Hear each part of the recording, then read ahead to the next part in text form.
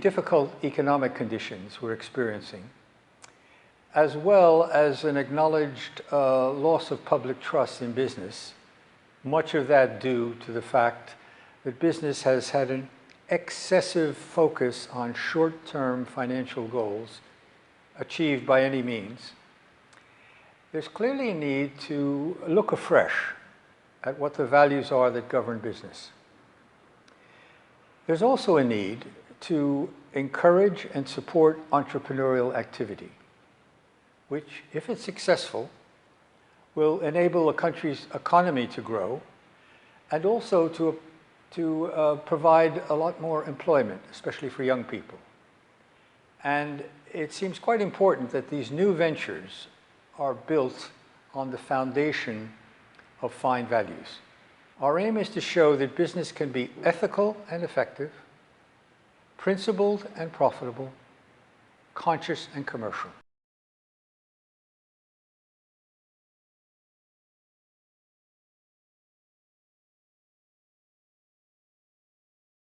Whatever value you choose, it should be a principle that you live by. It should be a principle that you implement in practice, not a window dressing exercise. That's linked, the reason I'm saying that is because it's linked with what I believe is the most important value, which is integrity.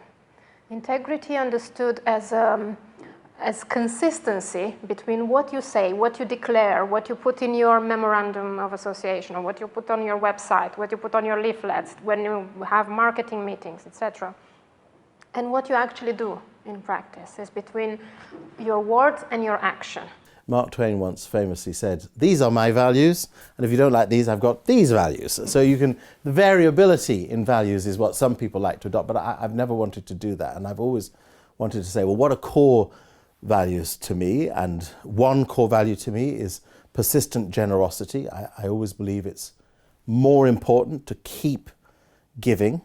You don't give foolishly, you don't give wastefully, you don't give without any sense of opportunity on the side of the other person to enhance and change their life. But you can't spend your life in a privileged environment, which we all are in the world in which we operate here in London, and certainly the world I move around in, between business and parliament and major organisations, is a very privileged life. And you can't spend your time in a major privileged life and constantly hope other people will be generous. One of the things when you're in the more less elevated positions is a sense of enthusiasm and service. The film industry and film sets can be very hard work, but everybody is serving the film. So everyone puts in their best. And there's a lovely atmosphere on a film set usually. Not if you've got a tyrant directing it, but often there is.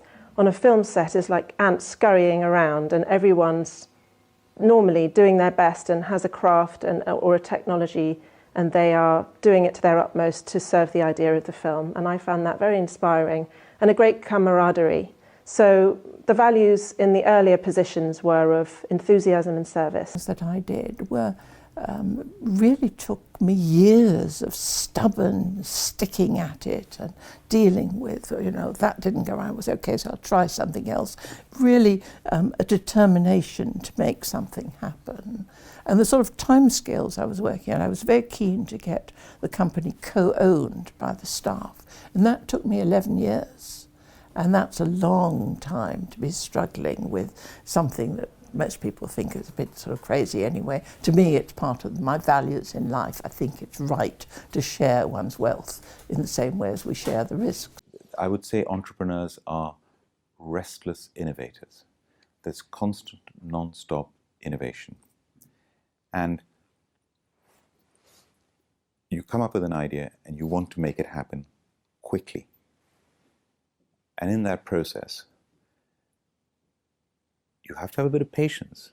But on the whole, it's persuading people to make things happen when they might want to take much longer, or they might not want to do it at all. Yes. And so speed of execution is crucial.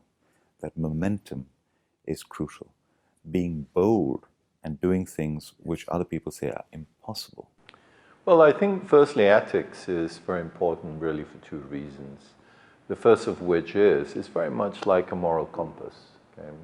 when you are dealing with business deals, for example, it's quite easy to lose sight of why you're doing that. And especially when you're talking about phenomenally large sums of money being involved, the thing that holds you back should always be the integrity and the trust that you have to instill in doing that.